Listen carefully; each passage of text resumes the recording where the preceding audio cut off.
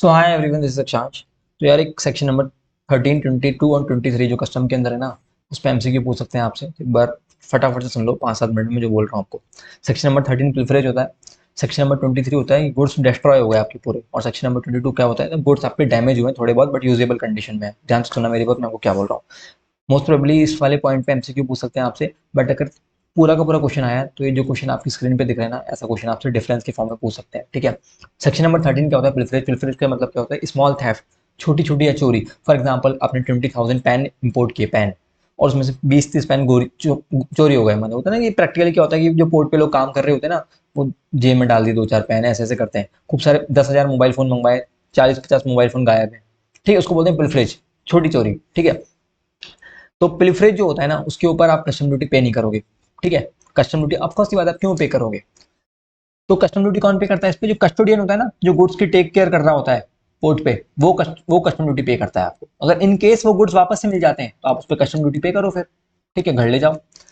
Pilferage के provision कब कब लगेंगे, जैसे आपने सामान इंडिया में इंपोर्ट कर लिया, अनलोड कर दिया, और उसके बाद जैसे ही सामान, या तो आप गुड्स घर लेके चले गए, कस्टम ड्यूटी पे करी, घर लेके चले गए। जिस मोमेंट तक आप घर लेके जा रहे हो ना, जिस मोमेंट तक, तब तक अगर पिलफरेज हो गई तब तो आपको कस्टम ड्यूटी देने की जरूरत नहीं है। जैसे ही आपने कस्टम ड्यूटी पे करी और घर ले गए, बाद में अगर आप कस्टम ड्यूटी पे करने के बाद अगर चोरी हो गई तो फिर डिपार्टमेंट की क्या रिस्पॉन्सिबिलिटी। दूसरी बात, आप क्या कर रहे हो, ड्यूटी पे नहीं कर रहे लेकिन आप वेयर हाउस में लेके जा रहे हो, और सपोज करो वेयर हाउस में पिलफरेज हो गए, तो क्या पिलफरेज के प्रोविजन लगेंगे वेयर हाउस में? Answer is no.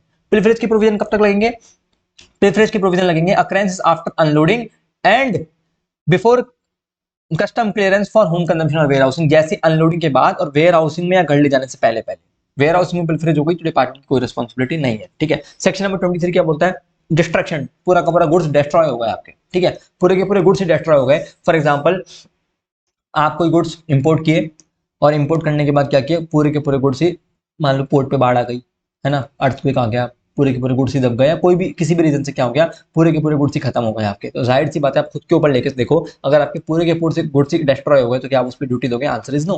लेकिन सपोज करो ये गुड्स वेयर हाउस में आप लेके गए, वेयर हाउस में जाने के बाद डिस्ट्रॉय हो गए, आप खुद से एक सवाल पूछना, लेट्स सपोज आपका 10 लाख का माल वेयर हाउस में पड़ा हुआ था जो कि पूरा का पूरा डिस्ट्रॉय हो गया, और डिपार्टमेंट आपसे ड्यूटी मांग रहा है, आप दोगे क्या? Answer is no. पिलफरेज के केस में देनी पड़ेगी क्योंकि बहुत छोटा मोटा अमाउंट होता है, तो आपको भी क्यों, आप भी सोचते हो कि यार बाकी का सामान तो मुझे घर लेके जाना है। लेकिन अगर पूरा का पूरा गुड्स ही डिस्ट्रॉय हो गया तो आप 1 रुपए की ड्यूटी दोगे। इसका मतलब प्रोविजन क्या हुआ कि जो पिलफरेज के प्रोविजन है ना, वो वेयर हाउस में एप्लीकेबल नहीं होंगे, लेकिन सेक्शन नंबर 23 वेयर हाउस में भी एप्लीकेबल होगा। अगर आप इसका डिफरेंस देखोगे तो 13, 23 4-5 नंबर का डिफरेंस आएगा, देख लो। इसके केस में आपको कोई ड्यूटी पे नहीं करनी। ठीक है। Duty paid on such good to be remitted, इसका मतलब क्या होगा, अगर आपने कोई ड्यूटी दे भी दी, सपोज करना, सुनना मेरी बात, अगर आपने गलती से कोई ड्यूटी दे भी दी और उसके बाद भी कुछ डैमेज हो गए पूरे के पूरे, तो भी क्या होगा, आपको ड्यूटी का रिफंड मिल जाएगा। ठीक है। Duty paid on such good to be remitted. तीसरा, department get compensation from the custodian. इसके केस में क्या होगा कि ड्यूटी का कॉम्पनसेशन कौन देगा? कस्टोडियन की, उसकी रिस्पॉन्सिबिलिटी थी सामान की देख रेख की, और पिलफरेज हो गई तो फिर वही देगा कस्टम ड्यूटी। यहाँ पे किसी का रिस्पॉन्सिबिलिटी नहीं है। मान लो बाढ़ आ गई, किसकी रिस्पॉन्सिबिलिटी? किसी की नहीं। तो इसमें कोई दिक्कत नहीं है। ठीक है, आगे बढ़ते हैं। पहली बात तो जो डेस्ट्रॉय वाले गुड्स है ना, 99% तो यहाँ पे ड्यूटी लगेगी नहीं, तो ये वाला प्रोविजन तो आएगा ही नहीं कि ड्यूटी का वापस से रिफंड मिलेगा आपको। ठीक है, ये एक्सेप्शनल चीजों में। बाकी पहली बात तो ड्यूटी आपको पे करना ही नहीं, क्योंकि जब आप कस्टम ड्यूटी पे कर रहे होंगे तो आप में भी सेंसेस होंगे कि भाई सामान डैमेज हो चुका। ठीक है, आगे पैटी थेफ्ट, पैटी, इस ये प्रोविजन पता है कब लगेगा? Duty paid on such good to be remitted. इसका मतलब ये है कि पोर्ट पे सामान पड़ा है, आपने गुड्स पे कस्टम ड्यूटी पे कर दी। लेट्स सपोज आपने आज कस्टम ड्यूटी पे करी और आज ही रात बाढ़ आ गई। ठीक है, आज ही रात अर्थक्वेक आ गया, सामान दब गया, आप कल ले जाने वाले थे, तो आप कल ले जा भी नहीं सकते, आपने ड्यूटी दे दी तो गुड्स का ड्यूटी का वापस रिफंड मिल जाएगा आपको। ठीक है।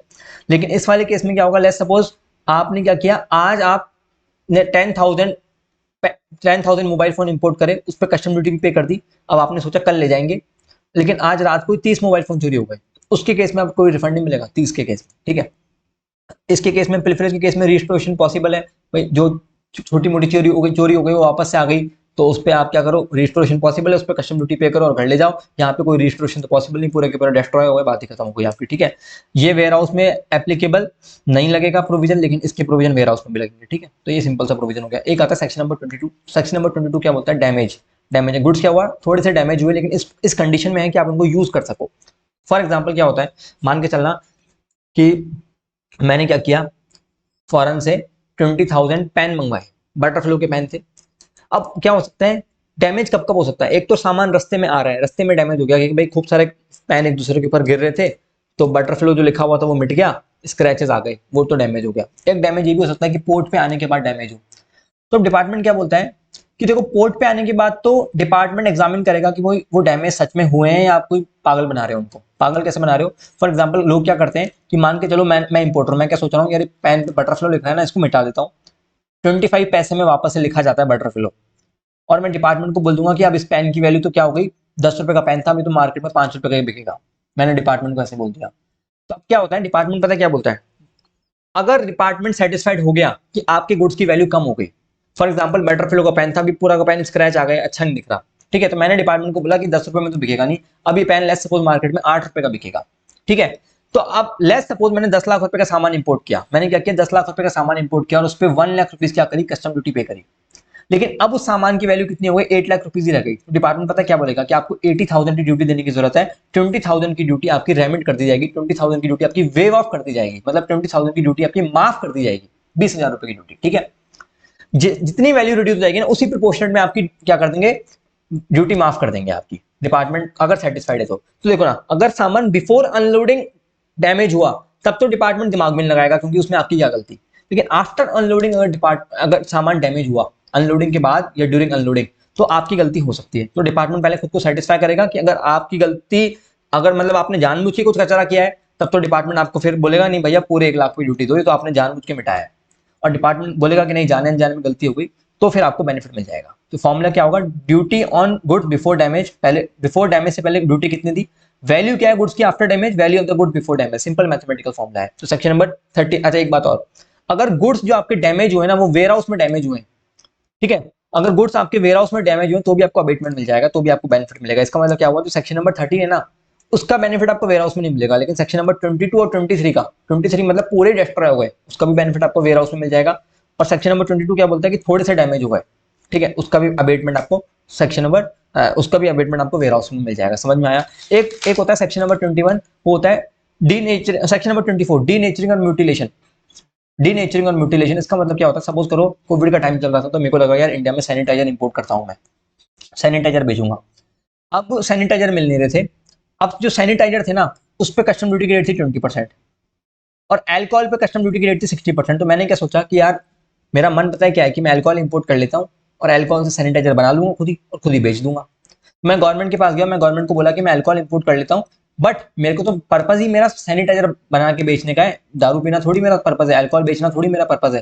तो मैंने डिपार्टमेंट को समझाया, डिपार्टमेंट अगर सेटिस्फाइड हो गया तो डिपार्टमेंट क्या करेगा, अब 60% की जगह मेरे से 20% की ड्यूटी लेगा, उसको बोलते हैं डीनेचरिंग और म्यूटिलेशन, ठीक है। मेरे ख्याल से आपको कॉन्सेप्ट समझ में आ गया होगा। एक वो एंटी डंपिंग ड्यूटी और सेफगार्ड ड्यूटी का क्वेश्चन भी मैं आपको डाल देता हूँ, वो भी समझा देता हूँ। एंड अगर आपको वीडियो अच्छा लगा तो do like this video also, ठीक है। चलिए,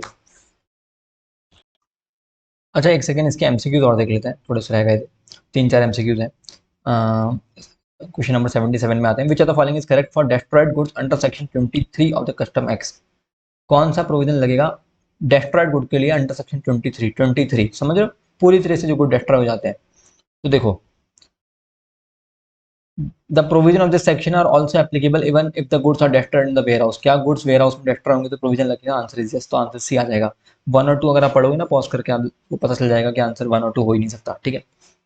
1 और 2 प्रिफरेज वगैरह, इस सेक्शन नंबर 23 की बात है तो प्रिफरेज कहाँ से आएगा, ठीक है। सेक्शन नंबर 23 का मतलब होता है completely damage, completely loss, completely destroy होना। सेक्शन नंबर क्वेश्चन नंबर 78 में आता है, 78 क्या बोलता है, in which of the following cases के अंदर importer claim prefers and choose not to pay duty under section 13। किस अंदर किन केसेस में जो इंपोर्टर है ना वो प्रिफरेज का बेनिफिट ले सकता है और उसको कस्टम ड्यूटी देने की जरूरत नहीं है। Goods pilfered while on high seas को प्रिफरेज का बेनिफिट कब मिलता है, after unloading before clearance for home consumption. अभी तक गुड्स हाई सीज में ही है तो अनलोडिंग के बाद मिलेगा, तो पहला पॉइंट वैसे हो गया।